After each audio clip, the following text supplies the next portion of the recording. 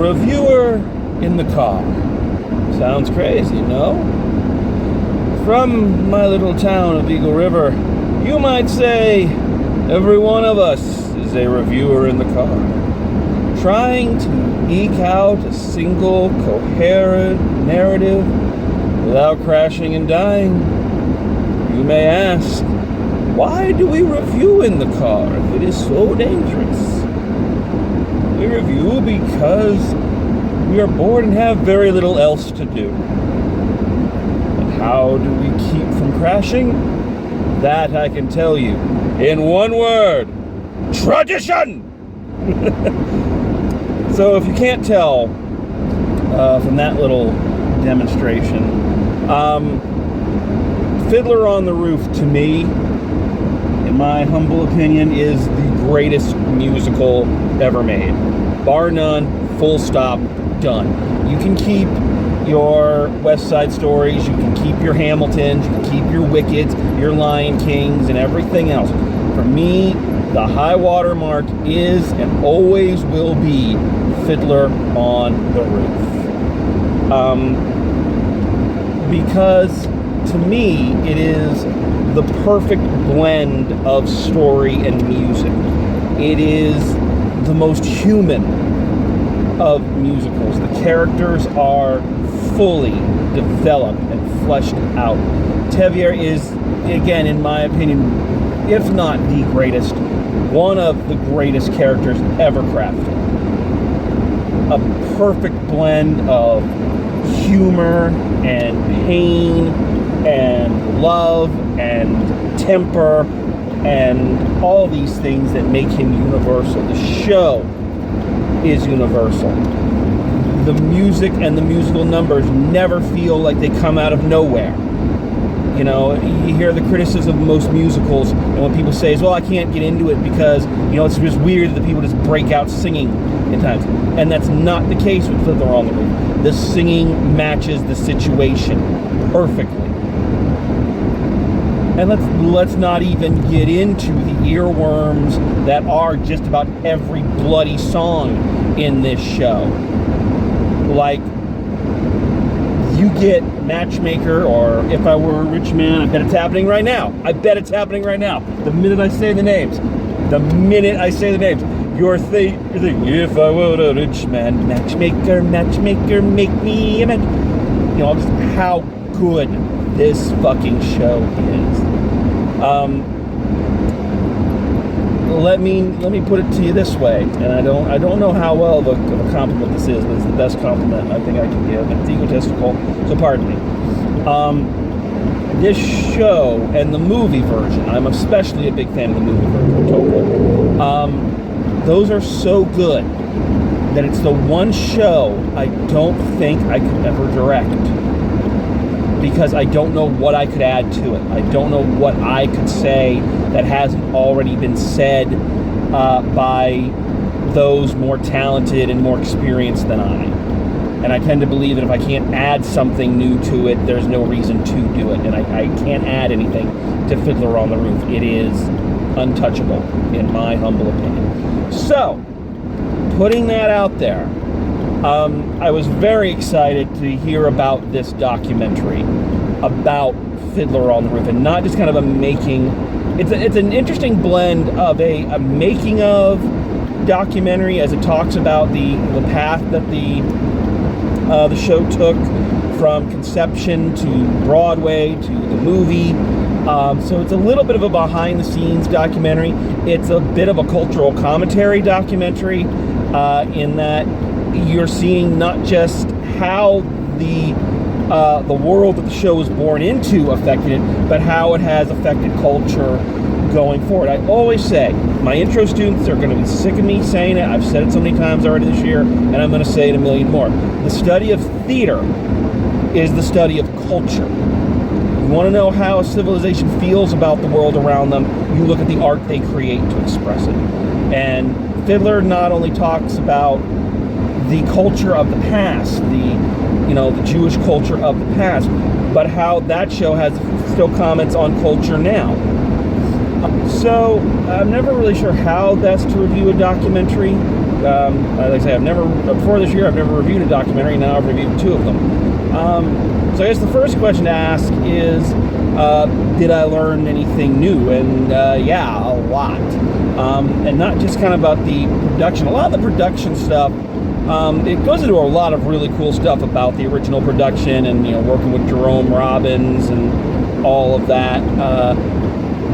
A lot of that I already knew as a student of theater, so I knew a lot of those things and kind of what a pain in the ass Jerome Robbins could be, but also how good he was at his job. So a lot of that I kind of already got. But what I really dug was some of the more cultural information, meaning they talk a lot about what was going on in the world at the time Fiddler was being written as a musical, but also about what was kind of going on in the world with when Shalom Aleichem was writing the original Tevye story, and how those 2 things kind of bridged over. Like, for instance, talks about how Shalom Aleichem despised the profession of the matchmaker in Jewish society, and that the matchmaker was little more than a white slaver, and in some cases was actually a white slaver. And because you hear matchmaker, you think of Yenta, and it's a very comical thing, and you realize kind of what he's coming from and the point of view he's coming from, and it's like, shit, man, little old Yenta is basically a white slaver, So that stuck out. The other thing that really stuck out, and I thought this was the coolest fucking thing about it. So the film is interspliced, of course, with clips from the movie, clips from Broadway productions, but we also get these really cool clips from productions done in places that you wouldn't expect. There's a Japanese production that they show clips from, where they're singing the songs in Japanese. It's awesome. There's clips from a production being done at a school in Bangkok, and had some of the students talking about how they still connected with the film and the music and the show, even though they weren't of that specific culture. Here's something I learned. So I'm talking about things you learn from documentary. So apparently, there was a production of this done in the it was the mid 70s. During a teacher strike, and I can't remember where they said the school was, but it was a school with a predominantly black and Hispanic student population. So during this strike, the drama teacher decided he was going to do Fiddler on the Roof as their musical production that year, and he got together with they got permission from the actual people to do it, and the actual book writers and Hal Prince and all, they were fine. They were like, yeah, go. But apparently a lot of the Jewish community around were offended that this show, a Jewish show, was going to be done by a black and Hispanic cast, saying, what do they know of our pain? What do they know of they didn't want to be stereotypes. They didn't want to be made fun of. And asking that, what did they know about what we went through? And as the show proves, as the show's longevity has proven, you don't have to be Jewish to relate to this Jewish musical. And they had recordings and photos of this black and Hispanic student production. These were like young kids. These aren't like high schoolers. These are like, from the vocal tracks, it sounds like they're maybe, I don't know, 6th grade, 7th grade maybe, something in there. But they were young. And it had vocal tracks and photos from this production. And I'm just sitting there. Again, this is another great thing about a documentary, when something kind of clicks in you. And I remember, again, I would never probably try to direct Fiddler on the Roof because I have too much respect for it. I know that sounds weird, but it's the truth. But I remember a conversation with some of my students when we were trying to figure out possibilities for the next musical we're going to do. And a couple of them are saying, well, Fiddler on the Roof. And I was like, we can't do Fiddler on the Roof. We don't have the Jewish people, or the white people. I was being very racist, and I didn't realize that. I did not realize that, because one of the things you try to pick when you're picking a musical or a show for a high school, especially one where I work, is you want something that has casting opportunities for the widest number of people. We have a very diverse student body, so you want to pick something that has parts for as many ethnicities, religions, and whatever as you can. And as much as I love Fiddler on the Roof, I went, well, no, we can't do that, because we don't. I was, and hearing that what that guy did made me go, fucking asshole. Of course you could do Fiddler on the Roof. It's about Jewish people, but it's not a Jewish musical. It is a world musical. It's a human musical. And again, that's the sign of a good documentary, something that makes you, that gives you new insight. And I feel ashamed of myself for kind of the way I did think. I really did. And again, now I'm looking at a lot of shows and going, maybe we could do that. Maybe we could do that show, because, it's not a race thing, it's a human thing. And if humans can relate to it, then humans can play it. And again, productions in Japan, productions in Bangkok. They had one in Germany. I forget where else, but they had a lot of these really intricate, cool productions that just make you go, wow, damn. I always think when I see something like this, I feel the same way like when I've done some of the retro reviews, and I've gone to a Fathom event and seen the 30th anniversary of this. But I remember specifically when I went and saw Casablanca on the big screen a year or two back. And I remember leaving, and one of the things that was in my head was, man, what it must be like to know that you created something that has gained popularity as it's gotten older, that has spoken to such a wide range of people, and that is still, and is so culturally recognizable. What must that be like to know that you did that? And I would opine that Fiddler on the Roof is more universally known than Casablanca. It's more universally known than a lot of things.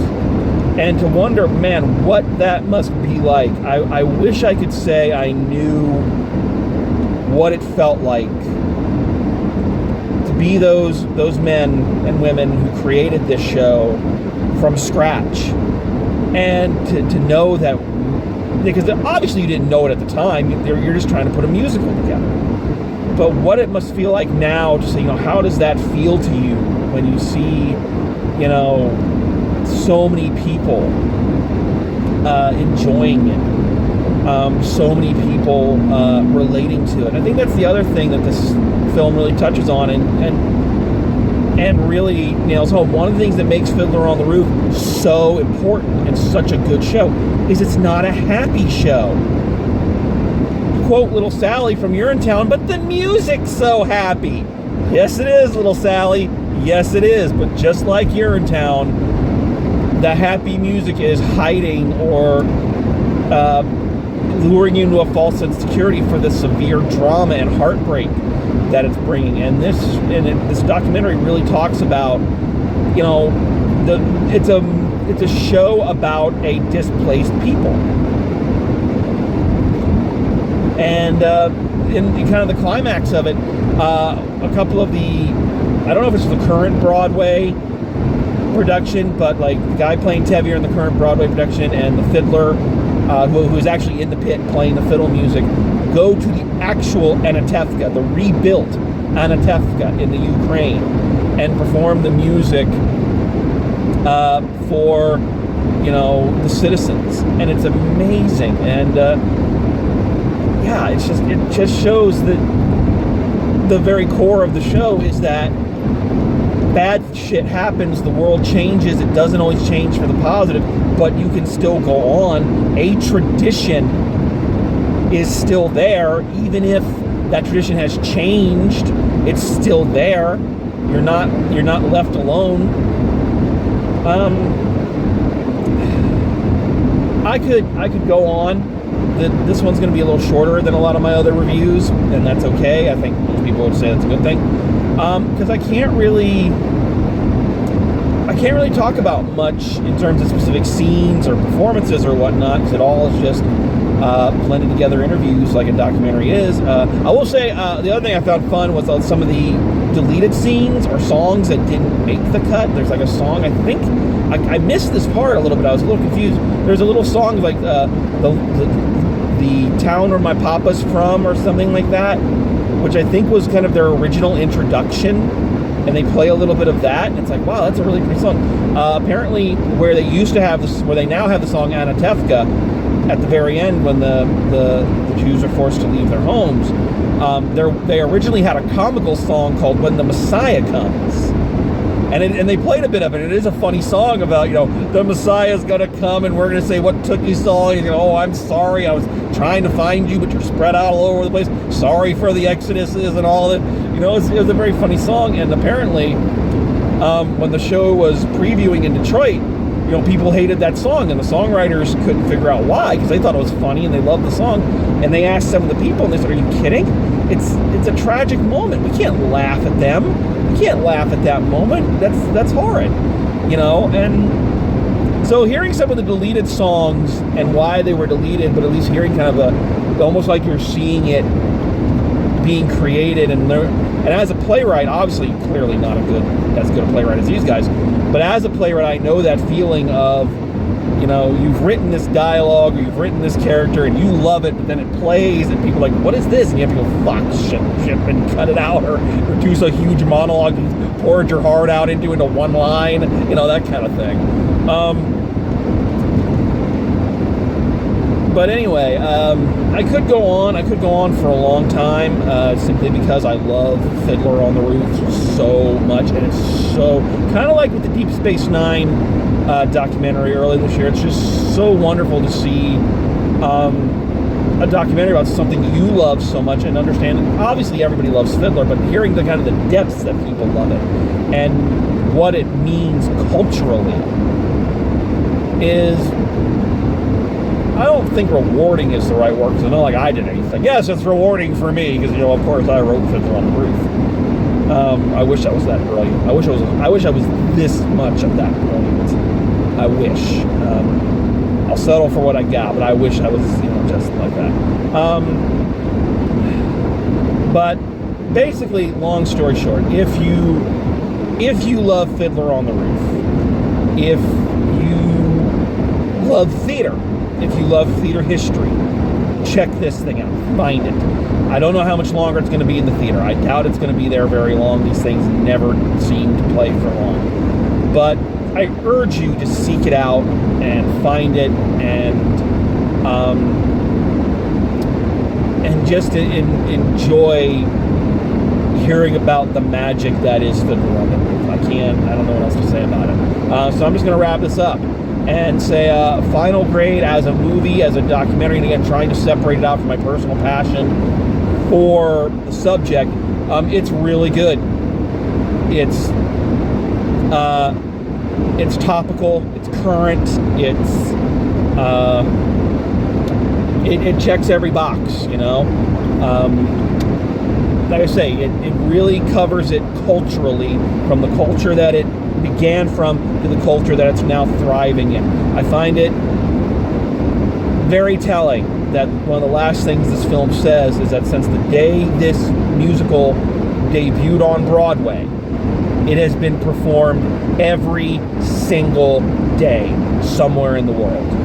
And that says a lot. So I dug this. I dug this a lot. So I urge you to go check it out. Final grade for Fiddler, A Miracle of Miracles, A+. A+. It's a great film. It's a great film about a great show. So I say go, and if you are a fan of the theater, Fiddler, any of these things, go watch it. You'll get something out of it. I like when these little treats like this one are dropped in my lap. I really do. This one was one of those things I saw as I scroll through looking for movies, and this one came up. I was like, what is that? And it's like, must see. I love when these little gems are dropped in my lap, and I surely do. That's all for me. As always, drive safe, and I'll see you at the movies, and l'chaim.